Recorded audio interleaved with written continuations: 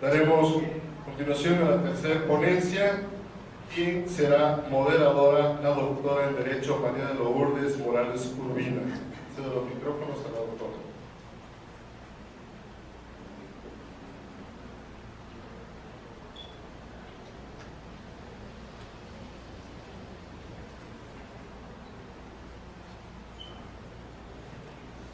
Muy buenas tardes. Continuando con el programa de la primera Jornada Nacional de Derechos Humanos, me corresponde presentar a nuestra destacada ponente, la doctora Genoveva Roldán Dávila. Ella es doctora en Economía Internacional y Desarrollo por la Universidad Complutense de Madrid, con sobresaliente cum laude, y maestra en Relaciones Internacionales con mención honorífica, y licenciada en Economía por la UNAM, actualmente investigadora titular de tiempo completo en el Instituto de Investigaciones Económicas de la UNAM, miembro del Sistema Nacional de Investigadores SNI. Ha coordinado proyectos nacionales de investigación sobre la temática de las mujeres en la migración y las remesas de la migración indígena, financiados por la Unión Europea, Fundación Ford y la Dirección General de Asuntos del Personal Académico de la UNAM.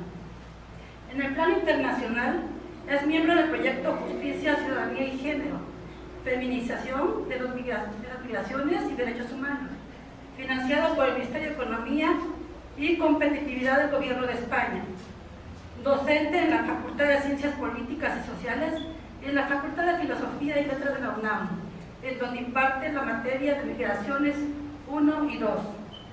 Tutora de los posgrados de Economía y de Estudios Latinoamericanos, miembro de sociedades científicas, Red Internacional de Migración y Desarrollo, Red de Economía Mundial, Sociedad Latinoamericana de Economía Política y Pensamiento Crítico.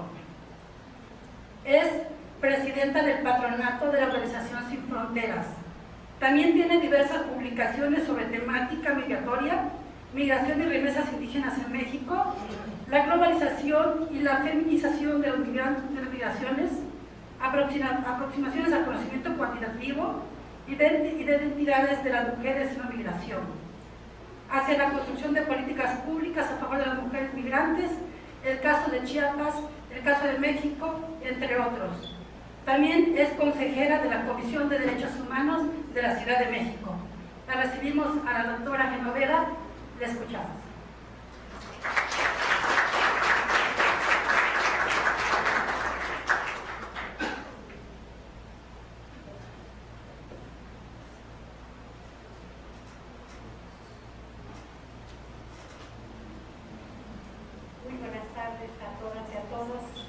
Pues en primer momento quisiera dar un profundo agradecimiento por la invitación a estas jornadas tan importantes al presidente del Instituto de Administración Pública. De veras estoy muy contenta de estar aquí con ustedes. Además, pues voy a presentarles un tema que es de mucha actualidad. Sé que genera muchas expectativas, es un tema muy polémico y creo que provoca hoy en día a nivel nacional, a nivel mundial, un gran interés por avanzar en su conocimiento. Yo titulé esta presentación como Migración y Desarrollo y planteándome la pregunta en qué condiciones se encuentran los derechos humanos en cuanto a esta problemática. Creo que en un primer momento tendríamos que avanzar en preguntarnos por qué migran las personas. Creo que tratando de darnos respuesta a esa pregunta, podemos encontrar cómo se derivan políticas públicas frente a esta problemática. Las causas de la migración desde mi punto de vista tienen dos caras, de una misma moneda. Tenemos que tomar en cuenta las condiciones de los países de origen y las condiciones de los países de destino. Aquí sí quisiera comentarles que la opinión que yo les voy a expresar parte de una perspectiva que el conocimiento, los que pretendemos tener un conocimiento científico, se considera una perspectiva heterodoxa.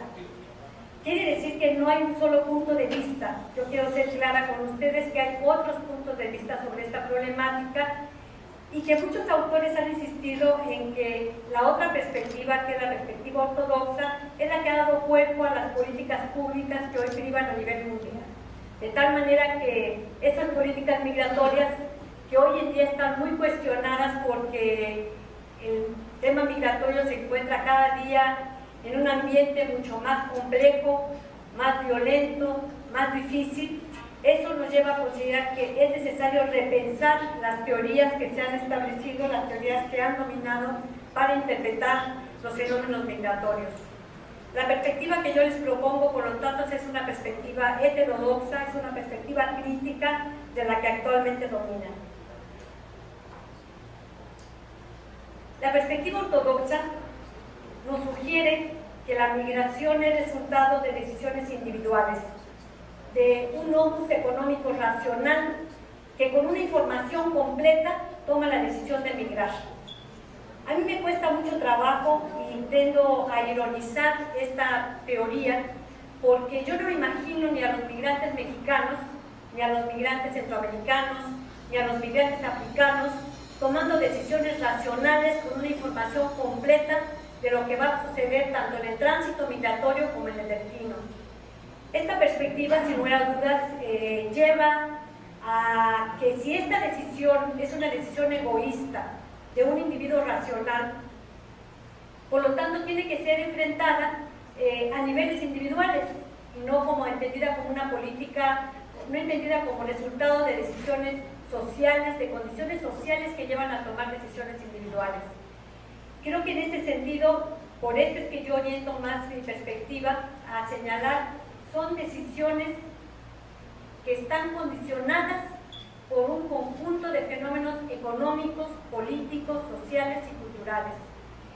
¿Hay una decisión individual? Sí, pero esta se encuentra condicionada. Dentro de este resumen que les hicieron de mi trayectoria, falta un elemento que yo lo considero importante. Estuve en la Comisión Nacional de Derechos Humanos, me tocó precisamente estar con el doctor Carpizo cuando él era presidente de la comisión, lo digo con mucho orgullo, efectivamente todo lo que se mencionó hace rato sobre él es absolutamente válido, lo comparto profundamente. Y en ese momento, justamente, se elaboran un conjunto de informes para hablar sobre las violaciones a los derechos humanos de las que son objeto los mexicanos en su tránsito migratorio hacia Estados Unidos.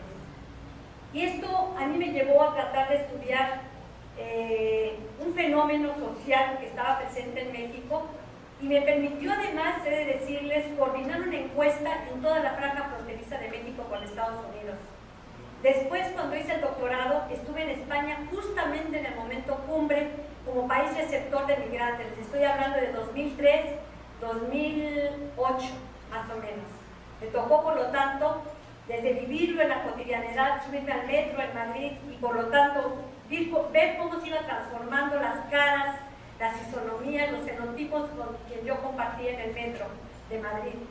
Después regreso a México y por encargo de la Unión Europea presento un proyecto junto con una organización social que se llama Incide Social y después con Sin Fronteras. Tengo la oportunidad de viajar mucho a Chiapas para estudiar el fenómeno migratorio de las mujeres guatemaltecas que llegan al estado de Chiapas. Con esto lo que les quiero decir es que me he acercado mucho al tema migratorio.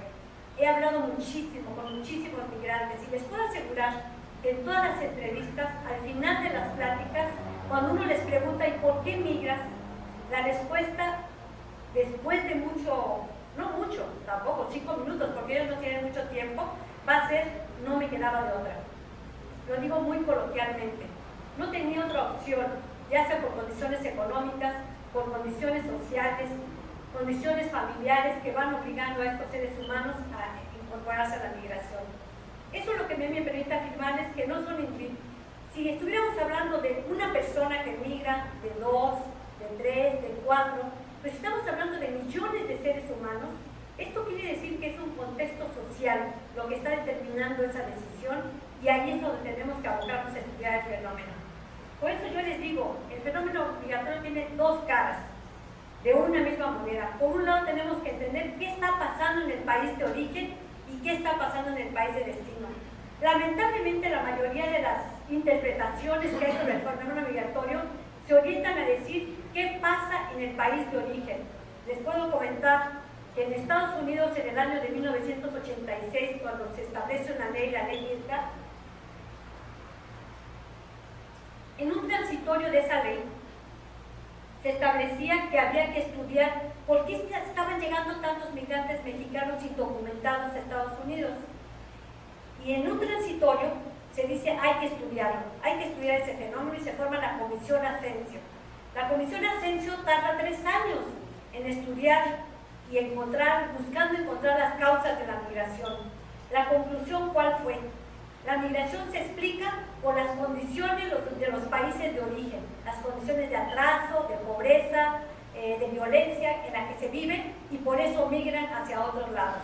Por lo tanto, la migración se está entendiendo como una migración sur-norte. Yo no comparto esta opinión estrictamente hablando. Creo que también tenemos que encontrar qué pasa en los países de destino, porque yo les podría dar muchos datos, y nada más les voy a poner un dato. Si la causa fuera la pobreza de los países de origen, en México se habla que tenemos más de 50 millones de pobres. ¿Por qué no se han ido los 50 millones de pobres? Creo que la migración, por lo tanto, exige tejer más fino, encontrar más elementos para ver por qué migran.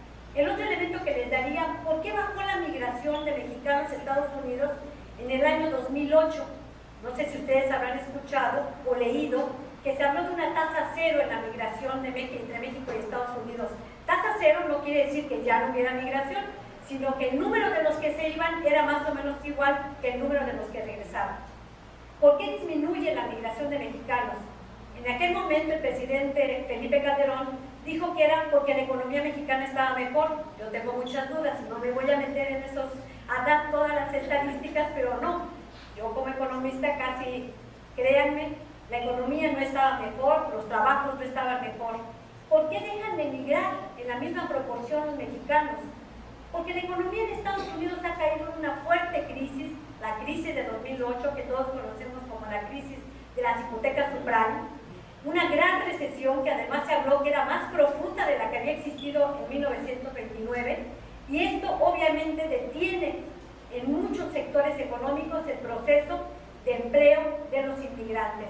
No sé si ustedes sepan, pero cerca del 20% de los mexicanos que se van a Estados Unidos iban a la industria de la construcción. ¿Cuál es uno de los sectores que cae más profundamente con la crisis de 2008? Pues el sector de la industria inmobiliaria, la industria de la construcción. Por lo tanto, y bueno, y a esto le podemos agregar más elementos. Estados Unidos tiene serios problemas con el envejecimiento de su población, problema que también ya empezamos a tener en México. A propósito, nada más hay que, paréntesis, que no se nos olvide. Si hay un problema de envejecimiento de la población, ¿qué necesita una economía como la de Estados Unidos? Fuerza de trabajo joven. Fuerza de trabajo, además aquí hay que agregarle, altamente flexible. Así se dice en economía. ¿Qué quiere decir flexibilidad?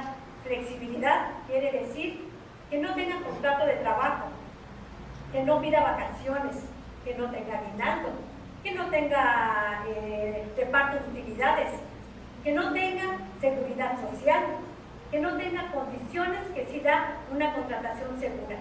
Y que además, para agregarle así como para remate, que cuando no se le necesite, se le pueda regresar a su país de origen. Esos son los migrantes. Por lo tanto, evaluemos las condiciones del país de destino y las condiciones del país de origen. Esto nos va a dar una moneda que tiene dos caras. Pero yo aquí, como investigadora, le planteo una hipótesis. ¿Qué es lo que detona las migraciones? ¿Qué es lo que va a ser el catalizador de este fenómeno? Vayámonos a las cuestiones físicas para tratar de entender el fenómeno. Desde mi punto de vista, lo que detona los fenómenos migratorios son las condiciones del país de destino, no las del país de origen. Y aquí podríamos, yo sé que ha habido muchos que han cuestionado esta hipótesis, últimamente cada día encuentro más afinidades, hasta en un informe de Uwe Vancomer, en el año 2010, también planteó esta hipótesis. Cada día se demuestra más que lo que va a catapultar, a impulsar, a detonar estos flujos migratorios van a ser las necesidades de los países de origen. Pero aquí entonces estamos hablando del mercado y ustedes me podrían decir, ay, y entonces ¿por qué la caravana ahorita o el éxodo de ahorita? ¿O por qué luego nos encontramos con cifras, con datos estadísticos de que hay desempleados en Estados Unidos, mexicanos migrantes que están desempleados? Porque los mercados no caminan al equilibrio como se nos dice. Esto es una parte de la teoría económica, lo que les estoy planteando. Una teoría dice que todo se va por, la oferta se va a corresponder con la demanda de forma automática. Esto no funciona en el nivel interno, imaginémonos a nivel internacional. Otra cosa sería si hubiera convenios internacionales que se establecieran cuáles son las necesidades del país de origen, cuáles son las necesidades del país de destino, y se equilibraran y dijeran, bueno, necesitamos tantos empleados para tal sector económico. Como ya se intentó hacer, acordémonos que en la historia de la migración México-Estados Unidos existieron los convenios braceros. ¿Y los convenios braceros por qué surgieron? Porque los agricultores de Estados Unidos le dijeron al Departamento de Agricultura de Estados Unidos, necesitamos migrantes. Pero no nada más dijeron necesitamos migrantes mexicanos. Y necesitamos tantos para la cosecha de la cebolla, para la cosecha de betabel, para todas las necesidades de la agricultura de Estados Unidos. Así se firman los convenios braceros, pero se van evolucionando de tal manera en que ya no va a existir ese equilibrio que originalmente se planteaban, porque a los mismos contratadores les va conveniendo que ya no sea mediante la vía del Estado mexicano que llegaran los braceros, sino que ellos venían por ellos y eso va desarticulando el mercado. Bueno, yo con esto ya no quisiera insistir más en esta temática porque son muchos aspectos del tema migratorio, pero en cuanto a las causas, yo les diría estos dos elementos. Tomemos en cuenta las dos condiciones, los países de origen y los países de destino, y esto nos va a permitir explicar los fenómenos migratorios desde mi punto de vista.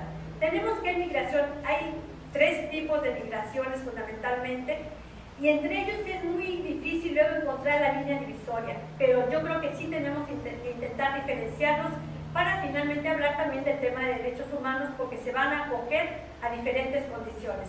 Una va a ser la migración laboral. La migración laboral es la gran mayoría de lo que compone el flujo migratorio, es alrededor del 70% de los flujos migratorios son de origen o de condiciones laborales. Las otras migraciones van a ser por las condiciones de violencia, por guerras, cuestiones de género, discriminación, que van a motivar la salida de un conjunto de personas de su país de origen. Otro elemento que se está incluyendo para entender las migraciones son las que son de origen por cuestiones ambientales. Aquí nada más pondré entre paréntesis algo conceptual que yo considero importante, que desechemos el concepto de desastres naturales, porque la naturaleza no es desastrosa. Los que somos desastrosos somos las sociedades humanas, que hacemos cosas contra la naturaleza. Entonces, yo siempre recuerdo un gran maestro del Instituto de Investigaciones Económicas, un geógrafo, el doctor Basols, cuando a propósito de los huracanes decía, pero ¿por qué dicen que son desastres naturales si los huracanes son vida? Sin huracanes no habría agua. No les puedo seguir hablando del tema porque no soy geógrafa, pero repito nada más lo que él nos decía.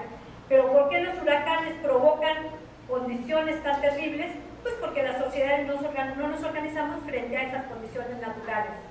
Entonces, nada más lo pongo como acotación. Pero en la actualidad, entonces, también encontramos fenómenos migratorios por cuestiones ambientales, porque hay procesos de desertificación, porque hay procesos al contrario de mucha agua, y esto va a provocar movilidades humanas. El debate contemporáneo para definir estas nuevas realidades y nuevas categorías jurídicas científicas es muy importante. Hay una línea, les decía, muy endeble, muy difícil de precisar en muchos casos entre lo que es voluntario y lo que es forzado. La teoría ortodoxa nos va a decir que son voluntarias. Yo me niego un poco a hablar del concepto de migración forzada porque podría quizás confundirnos por lo que son las migraciones en condiciones de esclavitud, que van a ser muy diferentes a lo que actualmente vivimos, pero que sí tienen condiciones que hacen cuestionar mucho si son decisiones libres. Yo no quisiera meterme en este momento porque no creo que sería muy complejo entrar a cuestiones filosóficas sobre las condiciones de libertad del ser humano, no, pero yo en pocas palabras les diría, son libertades condicionadas. Las decisiones son libertades condicionadas. Y aquí me voy a referir, quizás me voy a adelantar, luego eso me pasa cuando voy viendo las diapositivas, pero se habla que actualmente hay 240 millones de migrantes en el mundo. Yo como economista les puedo decir, eso puede parecer mucho, ¿verdad? 240, yo siempre les digo a mis alumnos, 240 millones, pero pongámosle rostro, pongámosle cara, ¿qué son 240 millones de seres humanos? Para empezar diríamos 2 Méxicos, ¿no? Algunos otros estadistas dicen, bueno, pues podría ser un país solo ya podría ser 240 millones de personas.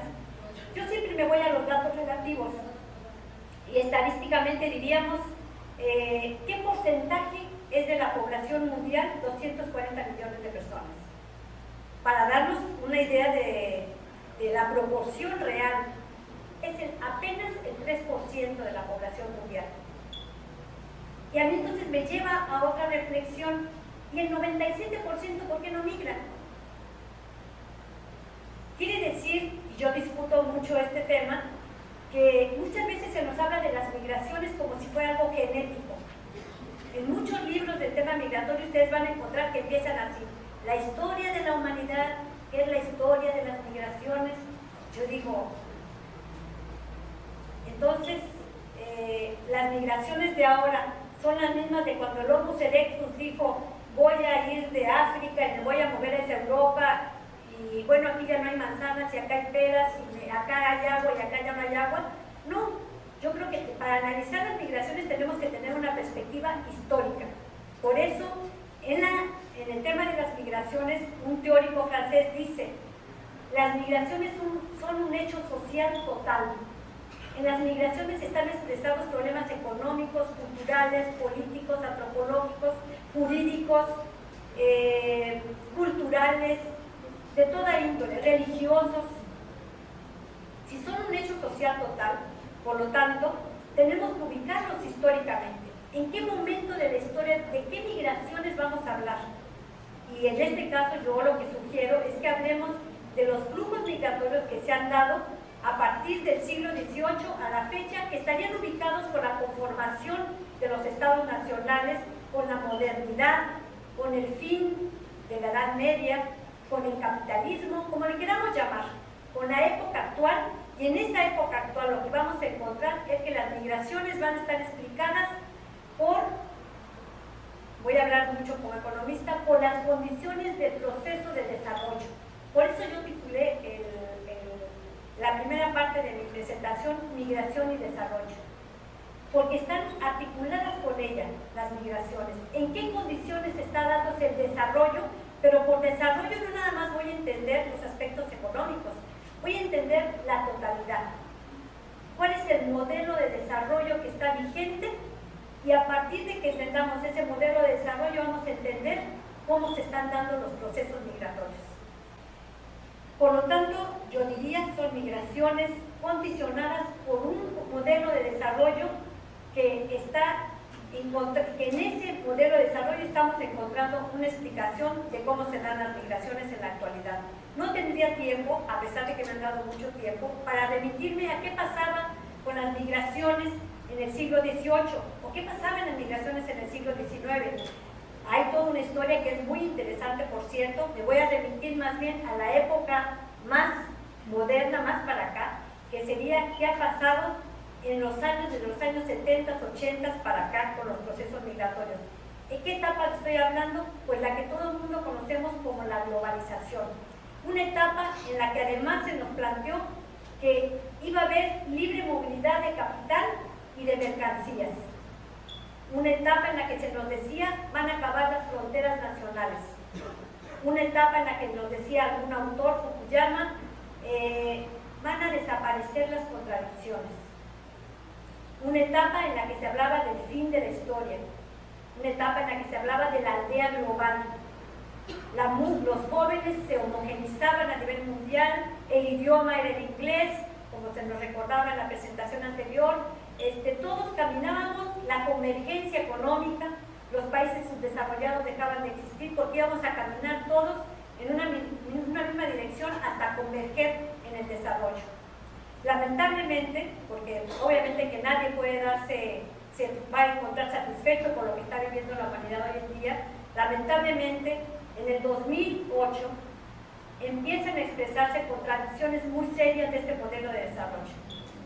Por la crisis económica que ya les hablé, pero no nada más es una crisis económica. Yo aquí me gustaría introducir, no me voy a detener en ello, algunos autores hablan de una crisis civilizatoria, una crisis que está abarcando lo social, lo económico y lo político y lo cultural.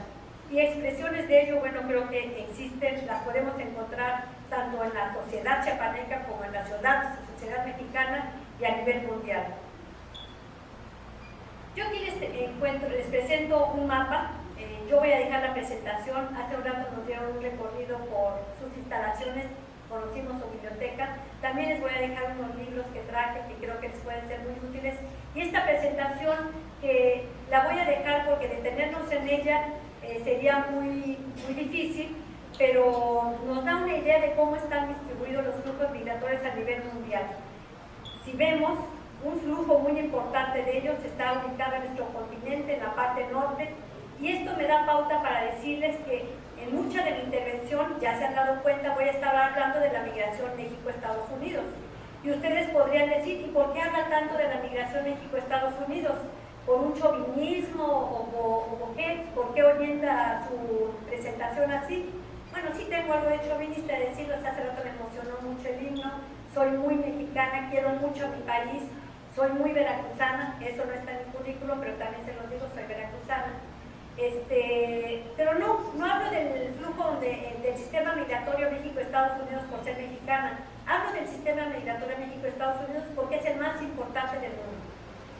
Estados Unidos como el país receptor más importante y México como el segundo país expulsor de migrantes a nivel mundial. ¿Y quién es el primero? Pues la India. Ya saben que en la India siempre nos gana en todo, pues por el tamaño de la población, ¿no? Pero México proporcionalmente es el país más importante expulsor de migrantes. Los países de mayor destino migratorio, aquí los tienen, y ustedes van a encontrar que tienen un común denominador. Podríamos atrevernos a decir, son países que tienen procesos de industrialización importante. Yo pondría obviamente entre paréntesis a España y a la India, pero son países que en su gran mayoría tienen procesos de industrialización muy importantes. Países de mayor emigración, obviamente ahí vamos a tener a México. En esta gráfica aparece, pero va variando entre un año y en otro momento, actualmente está en segundo lugar. México es de los países con mayor número de migrantes del planeta, como ya les estaba mencionando.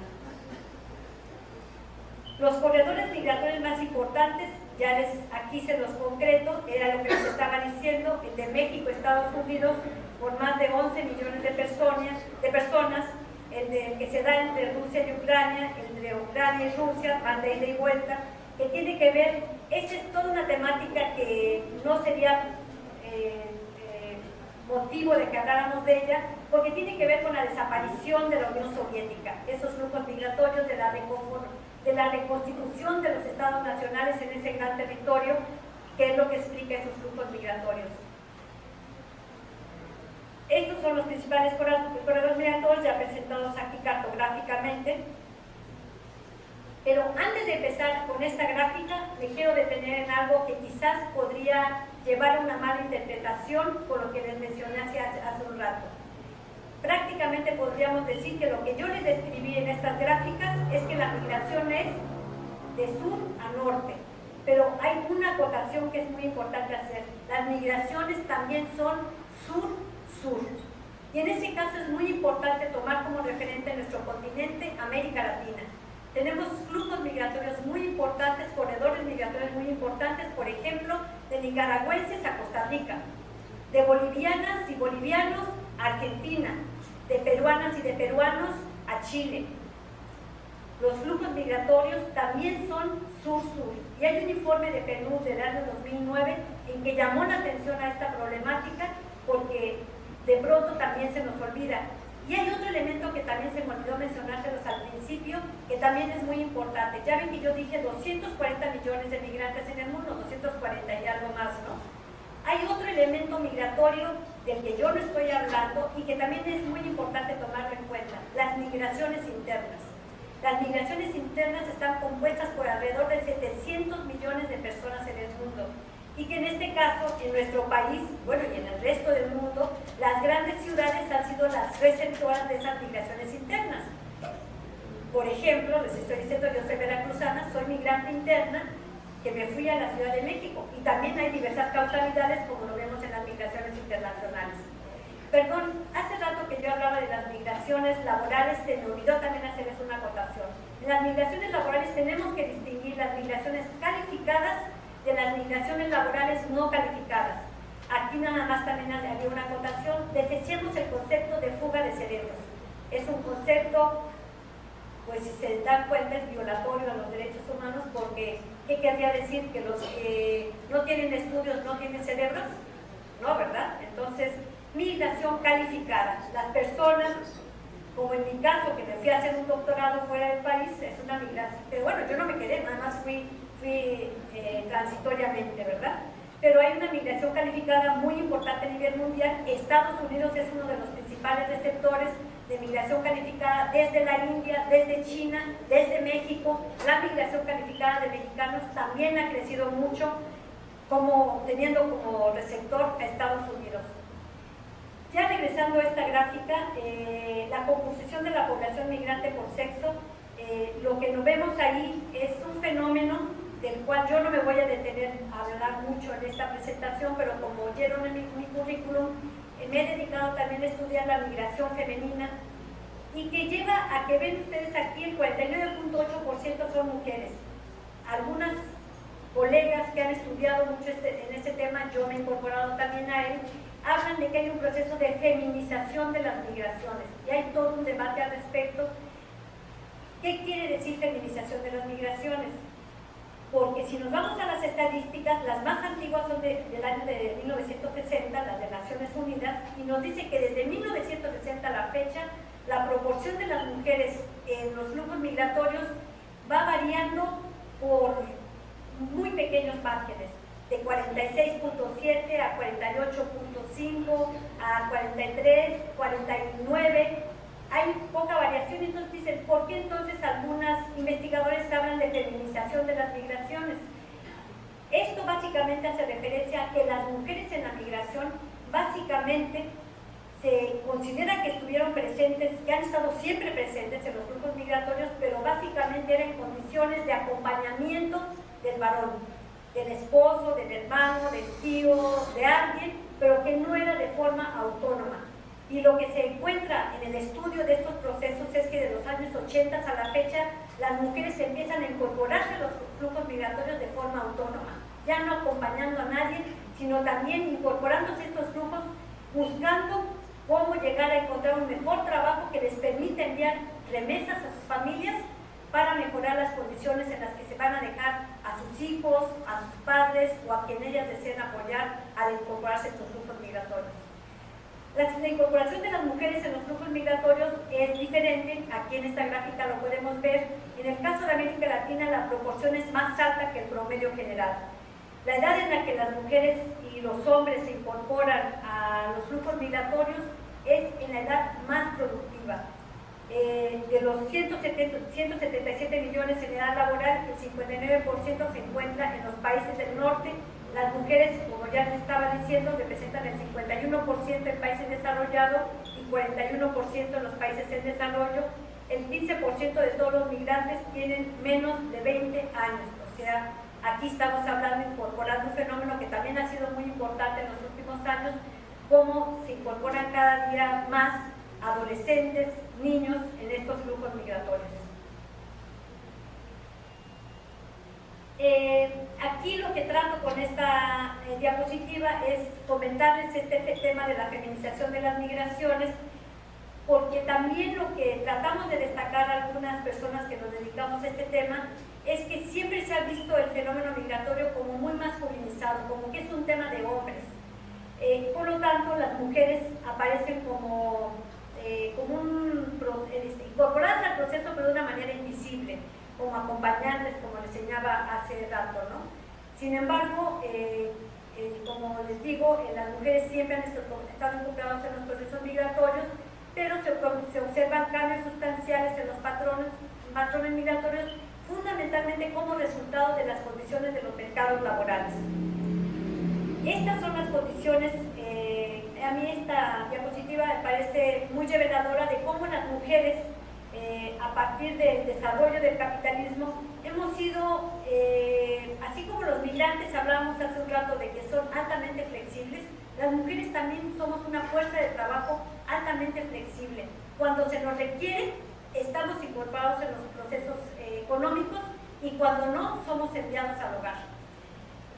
Vemos con la revolución industrial, hay muchísimas fotos que así lo revelan, muchísimos estudios que así lo revelan, de cómo las mujeres estaban incorporadas en los procesos de la revolución industrial.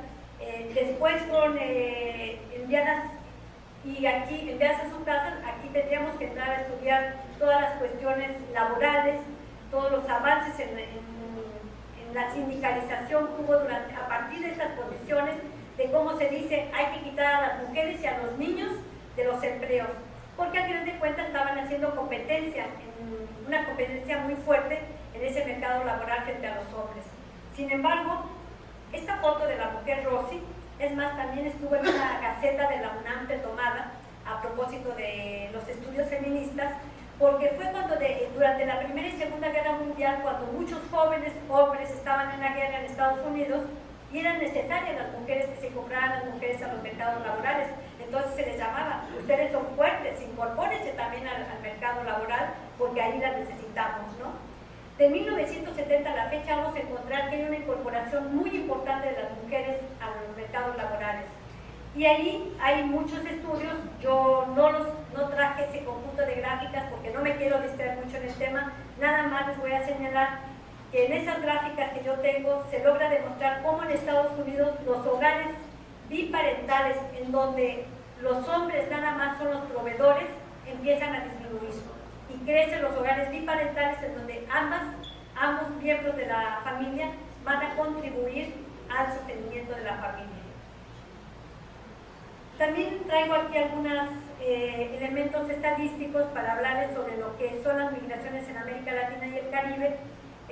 Vamos a encontrar, necesito los lentes porque están de 1970 a la fecha, lo que nos van a dar estos datos es que se ha transformado América Latina como una región en donde fundamentalmente América Latina se forma, quiero decir tantas cosas que luego me atropello en las palabras. América Latina, fundamentalmente Argentina, Brasil también, Chile un poco, Venezuela, Cuba, México mismo, fuimos receptores de flujos migratorios muy importantes. Sin embargo, a partir de los años 70 empieza a transformarse ese flujo de ser una región receptora de migrantes, se empieza a convertir en una región expulsora de migrantes. Aquí vamos a encontrar, con esta gráfica vamos a ver que no es homogéneo el comportamiento de los países de América Latina como expulsores y como receptores de migrantes. Vamos a encontrar diferencias muy importantes entre unos y otros. Aquí también lo que trato de describirles es cómo el volumen de la población nacida en el extranjero va a tener, y como receptores de migrantes van a tener comportamientos muy diferentes. ¿Se acuerdan lo que les estaba diciendo de Costa Rica como receptor de migrantes? Pues aquí por eso es que tenemos ese pico tan alto justamente, y también República Dominicana. República Dominicana, se me olvidó comentarles, también es un país muy importante como receptor de migrantes. Reciben migrantes haitianos, tienen un flujo muy importante de migración haitiana. Y aquí en este caso, después lo vamos a ver, vamos a encontrar también políticas migratorias muy discriminatorias, a pesar de que históricamente han sido un país receptor de este flujo migratorio de haitianos muy importante. Los principales destinos destinos de los emigrantes latinoamericanos y caribeños, fundamentalmente, obvio, va a ser Estados Unidos, casi el 70%, aunque de los años 90 para acá creció de una forma muy importante regiones como España, países como España y regiones, países de la OCDE, en donde también empezaron a migrar muchos latinoamericanos hacia ellos. Los principales destinos de los emigrantes latinoamericanos y caribeños, sin contar a los mexicanos, porque obviamente que el caso de México distorsiona cualquier estadística, sin contar de todas maneras a México, que es la segunda parte, vamos a ver que de todas maneras Estados Unidos va a tener el 51% del flujo migratorio de los latinoamericanos, y España también un flujo muy importante con un 13%. Aquí también lo que les presento son las variaciones tanto en el stock del flujo migratorio como sus variaciones porcentuales, tanto en el país de destino como el país de origen, y esto me da pauta para hacerles un comentario, sobre todo a los jóvenes estudiantes que se quieran acercar al tema migratorio. Las estadísticas del tema migratorio son muy complejas, no son fáciles, es un tema muy difícil de medir, porque los censos, que es sobre mucho de lo que está basado las estadísticas, lo que hacen es tomar una fotografía. ¿Sí me explico con eso? Están viendo el fenómeno de manera estática, y si algo tiene la migración es que es un fenómeno de movilidad, ¿no? El censo, por lo tanto, lo que va a hacer es permitirnos esas comparaciones intercensales de una década a otra, pero también sabemos que sobre todo en Centroamérica hay países en donde los censos no se realizan con frecuencia por cuestiones económicas, y eso es lo que arguyen ellos, por eso no realizan los censos. Honduras es uno de los casos, recientemente ya empezó a realizar los censos, pero por lo tanto va a haber otro tipo de mediciones, las encuestas, que son los que nos van a dar mayores acercamientos al conocimiento de los flujos migratorios, pero obviamente tienen sus limitaciones y van a decirnos, cada encuesta que revisemos nos van a decir cuáles son las limitaciones o hasta dónde es el margen que alcanzaron a conocer de los fenómenos migratorios. Fundamentalmente los latinoamericanos a España y los latinoamericanos a Estados Unidos de América son las dos grandes regiones en donde vamos a encontrar a los latinoamericanos. En España, los latinoamericanos que encontramos van a ser procedentes de Argentina, de Ecuador, es el que es el más importante, de Colombia, de Bolivia, de Perú, de Brasil y de Venezuela. Estas estadísticas, que son muy recientes, también sufrieron modificaciones a partir de la crisis que en España no estalló en 2008, pero sí estalló en 2010. Y entre 2008 y 2010 vamos a encontrar que hubo variaciones importantes, y hasta se tuvieron que establecer todo un conjunto de políticas de España para la repatriación, para el retorno de ecuatorianos, de colombianos, de argentinos. Ante la crisis de la economía española tuvieron que regresar a sus países de origen. En cuanto a los latinoamericanos en Estados Unidos, pues ya se dan cuenta quién es el que va a tener ese disparo tan grande. El dato que les puedo dar global, aquí estamos hablando de más de 11 millones de mexicanos en Estados Unidos. Este dato básicamente va a estar haciendo referencia a lo que ha sucedido de los años 90 a la fecha. Pero si a esto le sumamos la migración de primera y segunda generación, vamos a encontrar que hay más de 30 millones de mexicanos en Estados Unidos. Esto sería, así es como se encuentra la migración latinoamericana en Estados Unidos. Si nos podemos dar cuenta que el mapa, la cartografía, lo que nos revela es un fenómeno de dispersión. Cada día más estados de la Unión Americana son receptores de migrantes latinoamericanos. Sin embargo, a mí lo que me interesa resaltar de esta gráfica, ustedes van a ver el tono azul más encendido, ¿en dónde? En Texas y en California fundamentalmente, porque a pesar de que se ha dispersado, siguen concentrando el mayor flujo de mexicanos y latinoamericanos que se dirigen a este país. México en la inmigración. Aquí todo el mundo, me imagino que ya lo maneja, solo lo recordaré rápidamente. México, al igual que otros países del mundo, reúne todas las expresiones migratorias que hay. Es país emisor, es país receptor, es país de refugiados, es país de tránsito, es país país de retorno voluntario, y esto nada más lo menciono rápidamente. Hablar de la migración de retorno también es muy importante por todos los impactos económicos, sociales y culturales que tiene la migración de retorno. Y aquí siempre me permito hacer una extrapolación para ver su importancia. Imaginémonos que no los más de 30 millones de mexicanos que hay en Estados Unidos, sino que los 12 millones que se fueron de los años 90 para acá, mañana, bueno, no, mañana no sería posible, que en un mes estuvieran aquí de regreso. ¿Qué implicaciones tendrían para nuestra sociedad? Como eso es una extrapolación, estoy jugando obviamente con esta extrapolación, pero hagámosla a nivel proporcional. Si regresa 1 millón, 2 millones, 3 millones de mexicanos, obviamente que tiene un impacto. Pero además, vayámonos a nivel micro, cuando regresan a sus familias los mexicanos que van regresando, tiene un impacto para la familia, tanto lo tuvo cuando se fue, como cuando regresan. De tal manera que hablar de migración de retorno también es una temática, también es una de las aristas del tema migratorio muy importante a tomar en cuenta.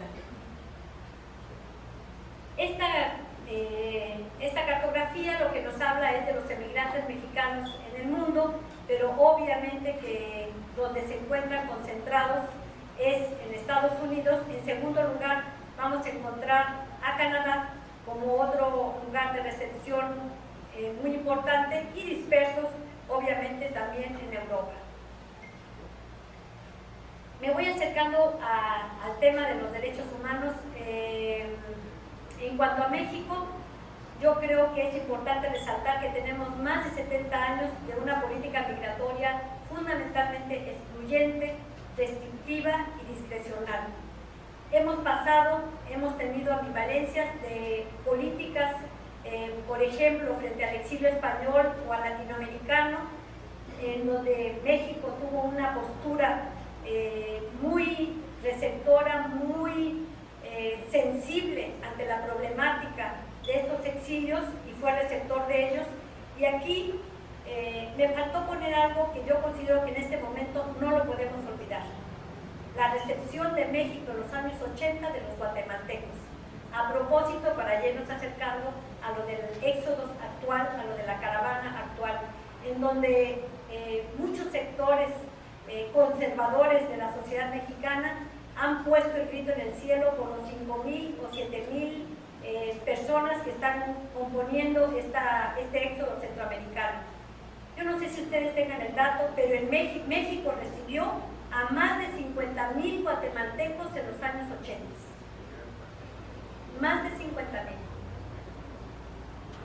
Y ahora estamos reaccionando de la manera como estamos reaccionando frente a este éxodo que no pretende quedarse en México. Su objetivo, y están los datos, las estadísticas ya, es ir a Estados Unidos. Y sin embargo, hay muchas reacciones, sobre todo en las redes sociales, entre los jóvenes y los adultos que están en las redes, reaccionando como si esto fuera magnificando, insisto, la problemática que actualmente estamos viviendo, ¿no? En México, menos del 1% de la población es de origen extranjero. O sea, realmente la problemática que tenemos frente al fenómeno de ser un país receptor es realmente muy, muy pequeño. De tal manera que tenemos que valorarlo para lo que significa la toma de políticas públicas o las acciones de política pública que se tienen que instrumentar por nuestro país. Esta es la composición de los migrantes, de los inmigrantes en nuestro país, en qué estados de la República se encuentran. Y las migraciones más recientes, pues obviamente que tenemos que hablar de los centroamericanos, de los haitianos, de los cubanos, de los africanos y de los venezolanos, que es lo que ahorita, pero bueno, me estoy refiriendo ahorita porque así hablamos luego los mexicanos, pero me estoy refiriendo a los últimos 10 años, que pasa a ser una preocupación importante para la economía, para la sociedad, para las políticas públicas, lo que se está viviendo, ¿no? el contexto centroamericano. Yo creo que es muy importante, así como hace rato hablaba de que no podemos entender las migraciones si no las contextualizamos, yo creo que también para entender este éxodo tenemos que explicarnos qué está pasando en Centroamérica. En Centroamérica, y ahí yo le recomendaría, porque esto quizás es muy cansado y a mí no me gusta leer las diapositivas, nada más les voy a sugerir a los jóvenes sobre todo, hay un video que está circulando de Noam Chomsky que sintetiza de una manera muy importante qué está pasando en Centroamérica, cómo es la responsabilidad que Estados Unidos tiene con respecto a lo que pasa en Centroamérica, su intervencionismo con golpes de Estado, con políticas de ajuste, exigiendo a estos países apretarse el cinturón a condiciones que únicamente a lo que han llevado es al incremento de la pobreza, de la violencia y demás. Y como dato anecdótico, que me imagino que todos lo saben, pero no está por demás recordarlo, que a propósito de la violencia se habla mucho de Centroamérica como con el tema de las maras, de las pandillas juveniles. Y todos sabemos de dónde vienen las maras. Vienen de Estados Unidos. Las maras no las exportaron ellos. Y también a México también le tocó el paso de las maras. ¿Y qué son las maras? Pues son los inmigrantes que llegaron a Estados Unidos, que al igual que en Francia, porque aquí en este caso también tenemos que recordar, se van a los barrios marginales, no tienen educación, se reproducen en condiciones de violencia y demás, y van originando estas condiciones de organizaciones juveniles, de pandillas y demás. Ante ese crecimiento que hicieron, pues regresarlos hacia sus lugares de origen, y ahí vamos a tener esa situación de violencia en esta región centroamericana. Pero ¿qué más podríamos agregar? Que creo que también es importante destacarlo. Que estas pandillas juveniles hoy en día no las podemos ver al margen de lo que es el crimen organizado. Están directamente asociados. Ya no nada más son esas simples pandillas juveniles de las que nos hablaban, que andaban todos tatuados y que eran violentos entre ellos y en fin, no, ya hay una asociación y hay estudios que así lo corroboran, una asociación muy directa con todo lo que es, y obviamente que tenemos que tener presente que Centroamérica pues, es parte del corredor de las drogas que después van a continuar por México para llegar hacia Estados Unidos, ¿no? Entonces creo que son fenómenos que no podemos perder de vista para explicarnos qué está pasando en la actualidad. Aquí también rescato otro conjunto de datos sobre las condiciones de El Salvador, que fíjense, ahora estamos con la situación de Honduras, ¿no? Sin embargo, se pelean obviamente entre Honduras y El Salvador por tener las estadísticas de las expresiones de mayores violencias, así que no olvidemos que es todo el conjunto de las regiones donde vamos a encontrar esto, ¿no? ¿Qué ha hecho México frente a esto? Pues aquí lamentablemente tenemos que decir que México se ha configurado una política migratoria en donde lo que ha hecho es aceptar que Estados Unidos extienda su frontera hacia nuestra frontera sur, que México se convierta en el vigilante de que los centroamericanos no lleguen a la frontera con Estados Unidos, que sea el contenedor. Y aquí nada más yo les diría, y bueno, esto es excepcional, esto sucede en México porque, bueno, pues todos sabemos cómo las políticas que en México se han aplicado, no, también pasa en Europa. Marruecos juega el mismo papel. Y aquí yo les traía un conjunto de datos que anoche me puse, que llegué tarde, pero me puse a sacarlos porque dije, ay, no toqué nada de ese tema, pero les traigo otros datos en cómo Libia, Marruecos, se convierten, Malta, Túnez, se convierten en países receptores, y aquí nada más habría que ponerlo entre comillas, de apoyos de la Unión Europea para que se encarguen de detener a los flujos migratorios procedentes de África. Todos podemos recordar la crisis de 2015 en Europa, cuando más de 1 millón entre sirios y afganos llegaron a Europa pidiendo refugio, ¿verdad? ¿Qué hizo la Unión Europea ante eso? Bueno, vino toda una crisis que hasta la actualidad está repercutiendo. Varios países se salieron del acuerdo Schengen, que además, no sé si ustedes lo recuerden, pues el acuerdo Schengen era el acuerdo emblemático de Europa como la máxima expresión de la democracia a la que había llegado Europa al disolver sus fronteras y que se podía circular libremente ahí. se retiran del acuerdo Schengen los países a propósito de la crisis de los refugiados. Entonces se retiran, pero entonces ¿qué hacen? Vamos a encargarle a algún país que sea el contenedor, ¿no? Entonces ahí empieza Turquía, pero también Turquía es el papel que además a cambio le dicen, bueno, tú te encargas de contener, que tú seas la frontera de Europa, para que no lleguen a Europa, y a cambio a lo mejor entras a la Unión Europea. Se los cuentearon porque no van a entrar a la Unión Europea, pero eso les prometieron, a lo mejor entras a la Unión Europea, pero como se violan mucho los derechos humanos ahí, este señor, el presidente, es un terrible, pues entonces no, ya no va a entrar a la Unión Europea, pero por lo pronto le siguen asignando ese papel. Creo que esto me pareció importante comentárselos para que veamos que estamos hablando de un fenómeno mundial, de que si yo me estoy centrando en el caso México-Estados Unidos y ejemplificando cómo Estados Unidos extiende su frontera hacia México y le exige a México que sea el contenedor, que construya el muro para que sea el dique para detener a los centroamericanos, no es un caso exclusivo. Estamos hablando de una problemática que se desenvuelve a nivel mundial. Ahí están los datos, ya no se los repito, de las condiciones de las deportaciones, ¿no? Quizás antes de empezar con estas diapositivas que les preparé, les quisiera comentar, darle respuesta, que yo imagino que ustedes saben cuál es mi respuesta. ¿Los migrantes tienen derechos humanos o no? Voy a recordar una frase del doctor Jorge Madrazo, porque también a mí me tocó un poquito nada más el doctor Capito, luego me tocó él como presidente de la Comisión de Derechos Humanos, y nos hizo el favor de hacer una introducción para otro tema que tocamos, que es el derecho al desarrollo, porque también es un derecho humano el derecho al desarrollo. Él hace una introducción donde dice: nunca antes en la historia de la humanidad como hoy se cuenta con un sistema internacional de protección de los derechos humanos. Y yo les voy a decir lo mismo, voy a retomar esa idea de él para decirlo con respecto al tema migratorio. Nunca antes como en la historia de la humanidad como hoy se cuenta con un sistema internacional de protección de los derechos humanos de los migrantes, porque los migrantes sí tienen derechos y están protegidos a nivel internacional. Existe, y lo tengo escrito porque es un nombre que es muy largo y luego me como palabras, la Convención Internacional sobre la Protección de los Derechos de todos los trabajadores migratorios y de sus familias, que fue adoptada por Naciones Unidas en 1990 y ratificada por México en 1999.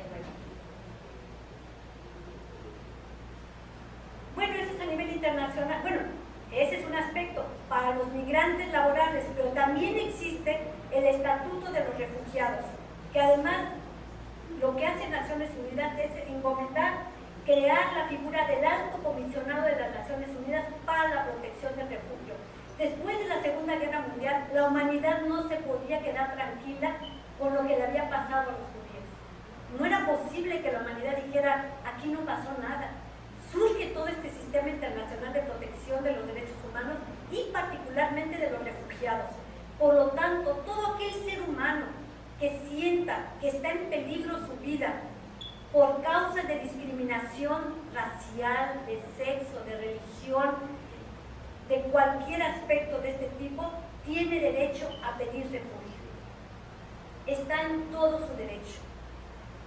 Por lo tanto, existe un sistema, y bueno, no quisiera detenerme en eso, pero la OIT tiene varias recomendaciones que ha emitido para la protección de los trabajadores migrantes. Hay la recomendación 26 para la protección de los derechos de las mujeres migrantes. En fin, contamos con un sistema internacional que protege sus derechos humanos. ¿Cuál es el problema? Bueno, vayamos aterrizando. México durante muchos años no contaba con una legislación para la protección, para ver el tema migratorio. Estábamos bajo la Ley General de Población, ahí era donde se veía el tema migratorio. Sin embargo, en 2011 se da la Ley de Migración, que además es de las más avanzadas del mundo. Podríamos criticarla, ya saben, ya se han dado cuenta que soy crítica. Tendría la tentación de criticar la ley, decir: es que le falta la perspectiva de género. Bueno, y tengo una gran crítica, esa sí la voy a decir abiertamente. La ley de migración nada más contempla el tema de que somos país de tránsito, pero ¿qué creen? Se le olvidó que México es país expulsor. Entonces la ley de migración no contempla el tema de que tenemos más de 30 millones de mexicanos allá. ¿Y por qué no lo contempla? ¿Porque se les olvidó? ¿O porque tocar el tema migratorio, fijar una postura frente a eso, es muy difícil para el Estado mexicano y para los gobiernos? Aquí sí yo englobaría a todos. ¿Por qué? Porque la migración, ¿qué cosa es? Déjenme decírselo muy gráficamente. Es la válvula de presión, es el de la olla de presión para evitar más problemas en nuestro país. Imaginémonos que esos 30 millones de mexicanos no estuvieran allá, sino que estuvieran aquí. Las implicaciones que tendría a nivel de mercado laboral, las implicaciones que tendría a nivel de salud, de vivienda, de transporte. Entonces, mejor no fijamos posición frente a la migración. Entonces, la ley de migración no contempla ese tema. Pero por otro lado, insisto, es una legislación de avanzada. Protege los derechos humanos de los migrantes. Entonces, ¿cuál es el problema? Las políticas migratorias. No hay una armonización entre la ley y las políticas migratorias que se aplican. Son totalmente incongruentes. Pero aquí también voy a tener que hacer el paréntesis y decirles, esto no es un problema o una problemática exclusiva de México. Este fenómeno lo estamos viviendo a nivel mundial. Y ahí, para que no pareciera que se me olvide el aspecto mundial, nada más les voy a dar un dato que conmueve muchísimo, pero que pues, es muy importante decirlo.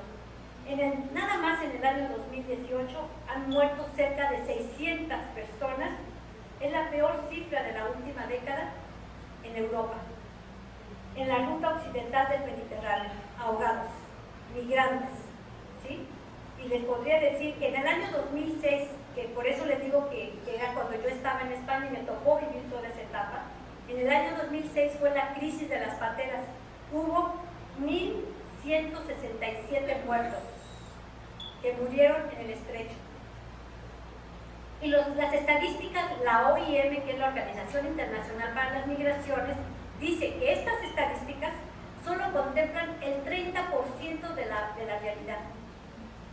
Porque pues cuando se ahogan, pues muchas veces no van a flotar, no van a ser, los cadáveres no van a llegar a las playas como si llegan algunos, y entonces por lo tanto las estadísticas están subestimando la realidad del problema. Pero ya tan solo con esto, ya es suficiente para que nos preocupemos de qué está pasando en Europa y qué está pasando en México y qué está pasando en América Latina.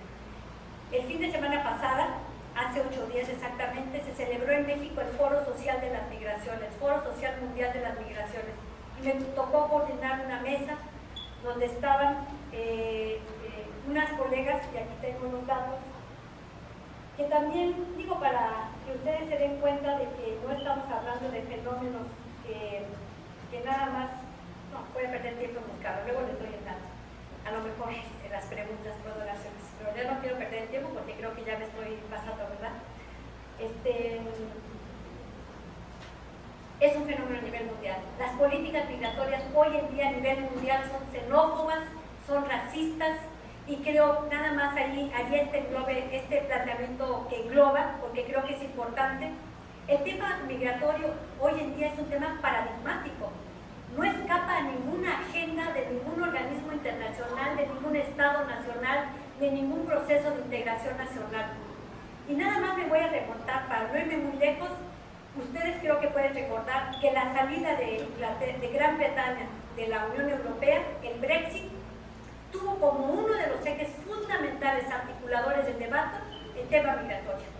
La necesidad de restablecer la soberanía de Gran Bretaña sobre su territorio y por lo tanto presentar una política de rechazo xenófoba frente a los flujos migratorios.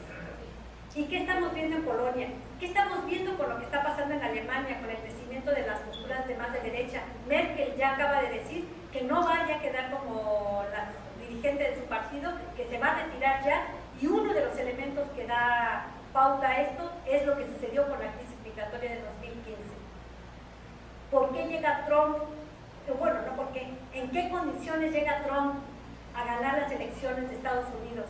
Uno de sus ejes articuladores centrales fue el tema migratorio y toda una política en contra de la migración mexicana. Y lo que acaba de pasar en las elecciones intermedias de esta semana, ¿cuál fue el eje articulador? La caravana. La discusión en contra de la migración. De tal manera que no estamos hablando de cualquier tema, de cualquier aspecto hoy de la realidad mundial, social. Creo que es un tema central, por lo tanto entenderlo, explicarlo, para mí creo que es, por eso soy un poco apasionada, si se dan cuenta, pero porque creo que es muy importante. Estamos hablando de seres humanos y de seres humanos que están siendo resultado de esos flujos migratorios de un modelo de desarrollo que no los está incluyendo. ¿Y qué es lo que sufren los migrantes? Fundamentalmente, por eso es que pongo esta diapositiva, discriminación. La discriminación, aquí sí me voy a permitir leerla rápidamente, la discriminación se materializa en un trato diferencial y desigual hacia una persona o un grupo en diversos ámbitos de la vida social, en función de una o varias categorías, sean estas reales, atribuidas o imaginarias, tales como la cultura, el género, la edad o la clase social. La discriminación es un acto que limita u obstaculiza el acceso a derechos de las personas afectadas. Pero en el ámbito de la migración y el asilo destaca un tipo de discriminación debido a su extensión e impacto, la discriminación racial, la discriminación fenotípica.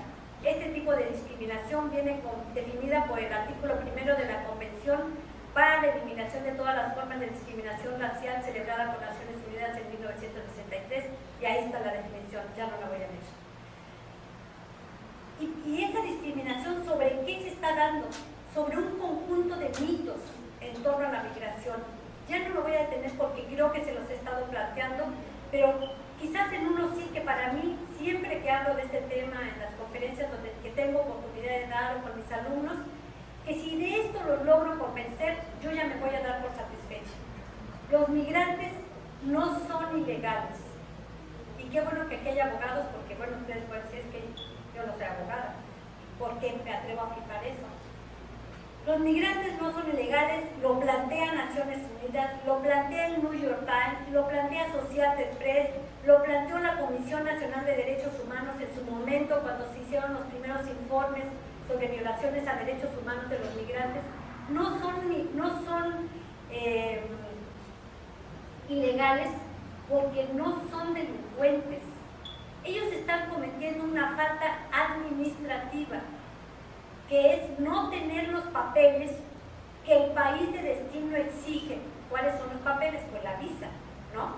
No tener la visa que el país de destino exige. Pero eso no los convierte en ilegales, no los convierte en criminales.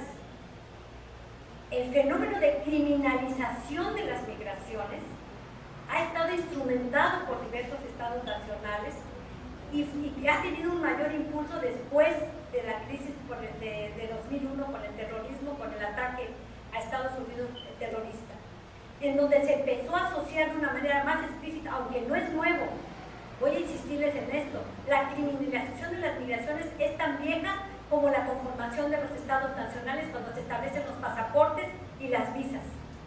Ahí empiezan a criminalizarse a los migrantes. Pero en este caso, insisto, hay un acuerdo de Naciones Unidas, los migrantes indocumentados, ustedes busquen la categoría que mejor consideren, indocumentados. En Europa se habla mucho de los sin papeles, irregulares, había otros conceptos, pero no criminalizarlos. ¿Y qué quiero decir por esto? Sí quiero hacer este paréntesis, esta acotación, para que no se me malinterprete. Eso quiere decir que no hay ningún criminal dentro de las filas de los migrantes. No, claro que sí. Es muy probable. Y ahorita en esto de la caravana han salido ya varios que ya los han regresado porque venían claramente con ya crímenes cometidos en su país de origen, en Honduras, ¿no? Eso no quiere decir que no haya algunos, pero lo que sí les puedo asegurar, porque tenemos la información, es que la absoluta mayoría no son criminales. Son seres humanos que están buscando mejores condiciones de vida. Ese no es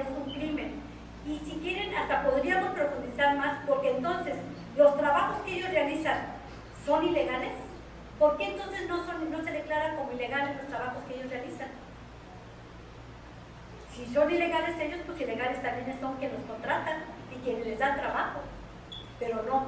Entonces yo quisiera nada más insistir en este aspecto porque sí lo considero muy importante. Ahí ya están otros aspectos, ya no me voy a detener, ahí ya ustedes ya tuvieron la oportunidad de verlos, del conjunto de mitos que se han construido para criticar a los migrantes. Y a partir de esto se construye un conjunto de fenómenos que son muy graves en la humanidad, los crímenes de odio. Y ahí está la definición de lo que se consideran crímenes de odio. La tomé de un informe, hice mal en no poner la cita, nada más lo entrecomillé, pero les puedo dar el dato, de un informe que se hizo en España y ellos dan esta definición de los crímenes de odio. Los crímenes de odio, desde el Brexit hasta la actualidad, se han incrementado de una manera exponencial. Porque al haber todo un discurso por parte de los que quedan como gobernantes, en donde califican como criminales a los migrantes, da pauta a que se exacerben, a que se manifiesten un conjunto de posiciones xenófobas y racistas. Ahí tienen lo de la matanza de los judíos en Pittsburgh. ¿Y cuál fue el argumento del que los mató? ¿Sí lo leyeron? El argumento es que ellos apoyaban a los inmigrantes y que entonces los inmigrantes nada más iban a Estados Unidos a causar problemas, por eso había que matar a los judíos. Imagínense, sabían el nivel de gravedad de estas problemáticas. Y he de decirles que los crímenes de odio también los que construyen las estadísticas insisten en que están contabilizados apenas en un 10%, porque la gran mayoría no se denuncian. Y los crímenes de odio pueden ser desde un insulto hasta cosas más graves, hasta la muerte, obviamente, ¿no? Aquí están algunos datos que son muy preocupantes porque se refieren a nuestra sociedad mexicana, que los ha dado el CONAPRED, en donde como en México pues tenemos una perspectiva frente a los extranjeros que no es digna de nosotros, pero bueno, también aquí no lo tomo porque no era mi tema, pero esa discriminación no nada más es hacia los migrantes, sino hacia nuestros propios pueblos indígenas, que creo que obviamente si ya hacia nuestros propios pueblos los discriminamos y nos tratamos como nos tratamos, ¿qué pueden esperar personas de otros países, no? Cerca de un 20% consideran que son demasiados, imagínense, ya les di el dato, ¿no? En realidad no son demasiados. Los principales problemas que desconocen, y aquí nada más voy a señalar algo que creo que es importante destacar. Un ser humano no es vulnerable, o voy a poner el ejemplo de las mujeres. ¿Por qué la problemática de género hace referencia a que es una construcción social? Las mujeres no somos débiles por nacimiento, es una construcción social en la que se nos va etiquetando y metiendo en un nicho en donde somos débiles. Igual los migrantes por sí mismos no son débiles. ¿Qué los hace débiles? ¿Por qué son tan vulnerables a las violaciones a derechos humanos? Pues porque en primer lugar se van a enfrentar, van a llegar a un país en donde van a desconocer todo.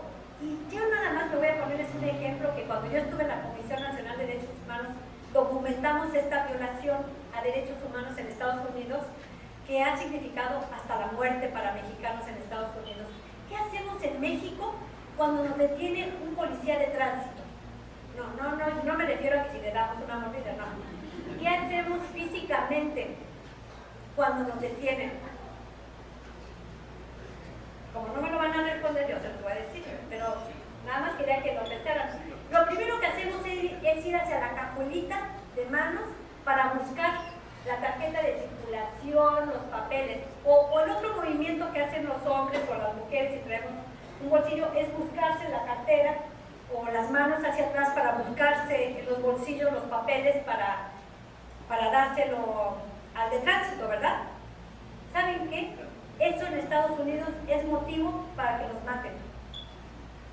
Porque en Estados Unidos no está escrito, pero lo que dice la práctica, la cultura de esa sociedad es que cuando alguien lo detiene, lo primero que tiene que hacer es poner las manos sobre el volante. porque lo otro significa que va a sacar un arma. Este movimiento quiere decir que va a ir por el arma y eso autoriza al oficial a disparar. No sé si con esto les puedo dar les sirve de ejemplo lo que significa convertirte vulnerable en una sociedad que no vas a conocer cómo funciona en todos lo más interno de esta sociedad, lo más íntimo de esta sociedad, las cosas no escritas. Hay un autor institucionalista, North, que habla mucho de las instituciones, pero de las instituciones no escritas, de las que se transmiten de forma oral en una sociedad entre diferentes personas. Bueno, las violaciones de derechos humanos que sufren en México, bueno, aquí hay toda una discusión, las organizaciones sociales han insistido mucho, a nivel internacional, es un problema también a nivel internacional, se les llaman estaciones migratorias, centros de detención, porque ¿por qué se les mete? Por no llamarles cárcel, pero lo que insistimos nosotros, los que queremos insistir en que eso es una violación de derechos humanos, es que por más que se le cambie el nombre y se le diga estación migratoria, es una cárcel. Y nadie por estar migrando tendría que ser detenido y metido en una cárcel, ¿no? Y bueno, aspectos como el de no registro de los hijos nacidos en México. Yo imagino que estuvieron al pendiente de la discusión que dio Trump ahora la semana pasada, cuando justo dijo que iba a quitar la enmienda de Estados Unidos que le da el hecho de que por nacer en Estados Unidos tienen la nacionalidad estadounidense. Pues en México también tenemos ese problema en la práctica, porque a las guatemaltecas que tienen a sus hijos aquí, luego se les niega el registro. Y hay muchas maneras de negarles el registro del acta de nacimiento. Llegan a registrar a sus hijos y ¿qué les piden? Enséñame tu IFE. No, pues no tengo IFE. Y entonces ya no te lo registran, a pesar de que se hizo un reglamento que modificó esto, no llega la información al servidor público para que decirle que tienen la obligación de registrarlo. ¿A qué obligan a estas mujeres? A que entonces le piden a la cuñada, que porque si ella, su pareja es mexicano, pues a la familia de su pareja, a que registren al niño con otro apellido, no el de su madre, y ahí están violando los derechos tanto de ella como del niño, porque el niño pierde su identidad al no tener como referente el apellido materno. Entonces, hasta ese tipo de situaciones nos encontramos, ¿no? Delitos contra la población migrante, aquí ya me voy rapidísimo, ya quiero terminar, ya también me duele la garganta.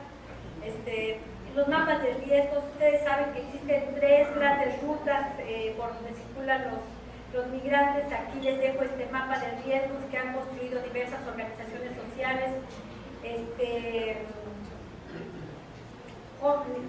dónde son detenidos, las detenciones de los niños menores de edad, su separación con sus padres, fenómeno que también vimos en Estados Unidos.